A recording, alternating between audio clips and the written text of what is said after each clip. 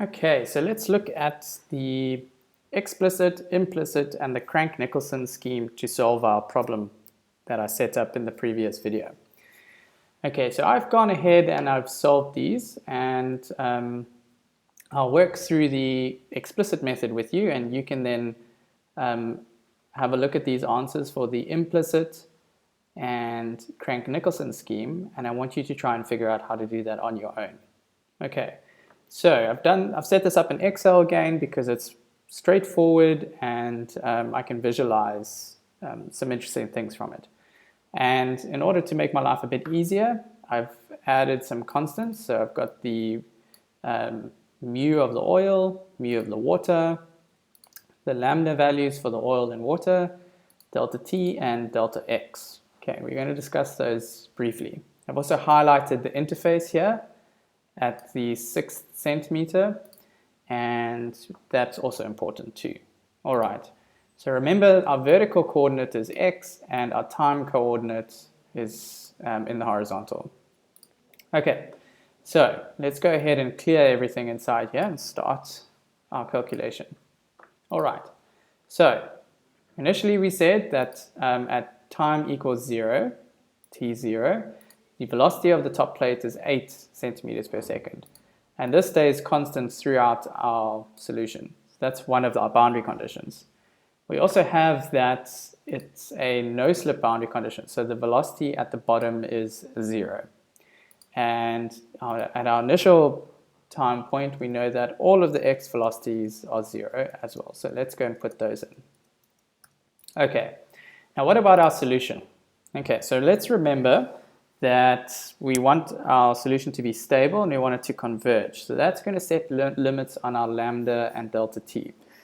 Now, I'm going to input a value of 0.1 seconds for my delta t, and I'm going to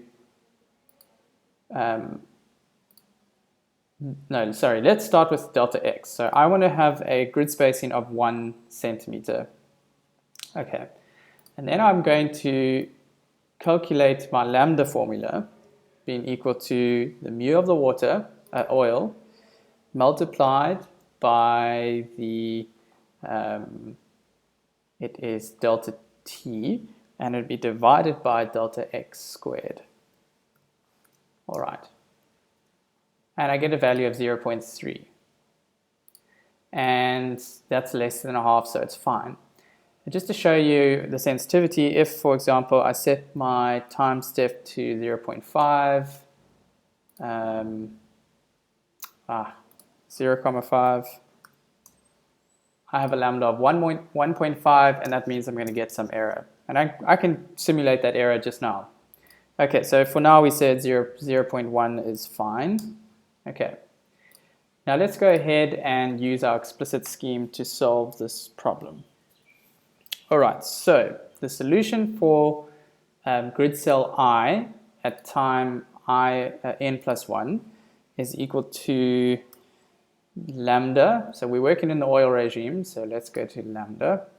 And we're going to multiply it by the velocity at I plus 1 n. That's our previous time step. Plus the velocity at I minus 1 n minus 2 times the velocity at I, grid cell I and n, plus the velocity at grid cell I time n. I'm going to hit enter. Okay, let's just keep our lambda constant, and I'm going to drag my solution across. Okay, and I can do the same for water. I'm just going to copy the formula, and all I'm going to change is that I'm working with the lambda in the water regime. Okay, drag that across and drag the solution down. Okay, not very useful at the moment, and we haven't resolved the interface. So now I'm going to show you what the formulation of the interface is going to be, and again I want you to try and figure out how I get to that formulation.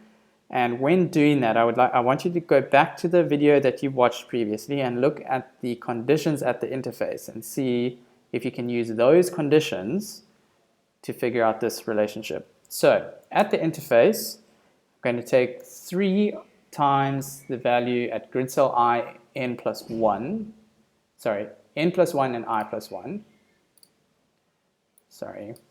3, so equals 3 times this value plus the grid cell value at I minus 1 n plus 1 and divided by 4. All right, and now I can drag this across and I'll get a solution. That looks pretty interesting. I can plot all the contours with time, but let's just plot to see how the velocity increases at the interface. So let's highlight this. Remember, in the columns are our time dimension, and insert a line plot. Okay, so, whoops.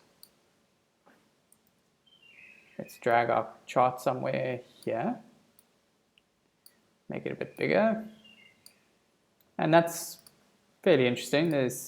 Looks like there's some curvature in here. Looks fairly linear. And what does the velocity distribution now underneath the interface look like? So let's add another series and plot those values.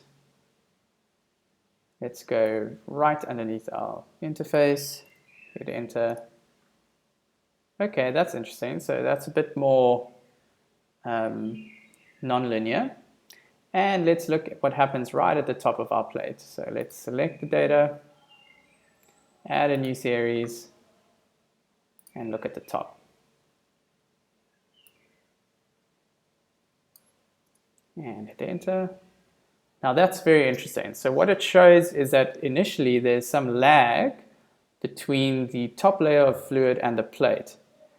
And there's a lag between the velocity between the two, the fluid and the plate, and this shows the relationship at which the velocity at the top starts to approach the velocity at the plate.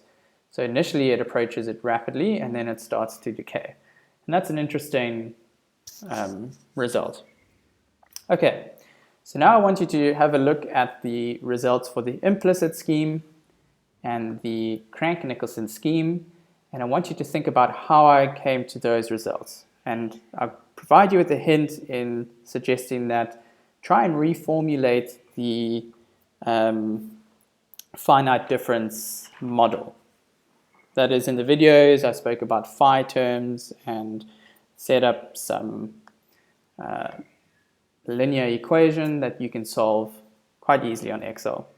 And because both the implicit and the Crank-Nicholson is you have to solve the tri-diagonal matrix, so you have to solve all the systems of equations at once, you may need to turn on your iterative method in Excel to solve that.